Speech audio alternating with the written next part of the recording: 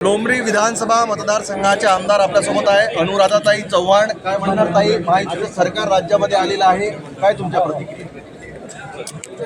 महायुतीचं सरकार आलेलं आहे. आता सर्व कामं जनतेची, सर्वसामान्य जनतेची कामं आता धडाडीने होणार आहे.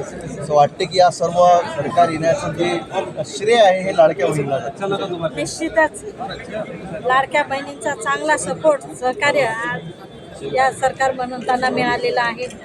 कारण लाडक्या बहिणींचा आजपर्यंत एवढा कुणीच विचार केलेला नव्हता. काय वाटते ताई, जे लोमरी मार्फत जे मतदारसंघ आहे त्याच्यामधल्या समस्या कोणत्या महत्त्वाच्या जे तुम्ही मार्गी लावणारे जे सर्व प्राथमिकतेने हातात घेणार? सगळ्यात पहिलं म्हणजे बेरोजगारीची समस्या आहे.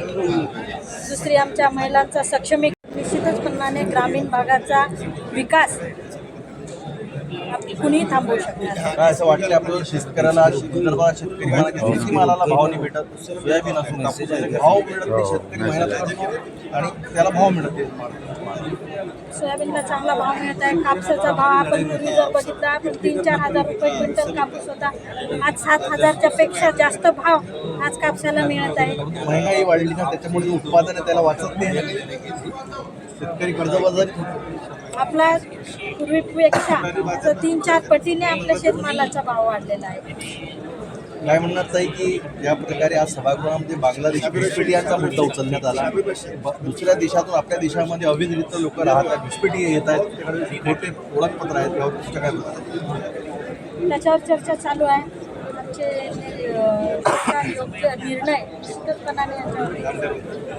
आपल्यासोबत होते अनुराधाताई चव्हाण आणि निश्चितच आमचे नेते योग्य निर्णय घेणार आणि जो मतदारसंघ आहे त्यांचा त्या मतदारसंघामध्ये रोजगाराचा प्रश्न आहे आणि लवकरात लवकर हा रोजगाराचा प्रश्न, बेरोजगारीचा प्रश्न म्हणून मोठे मोठे उद्योगधंदे या ठिकाणी उभारणार या प्रश्नाची प्रतिक्रिया त्यांनी दिली आहे. मी कॅमेरा पर्सन दिलीप सोबत नितेश किल्लेदार, सिटी न्यूज, विधानभवन, नागपूर.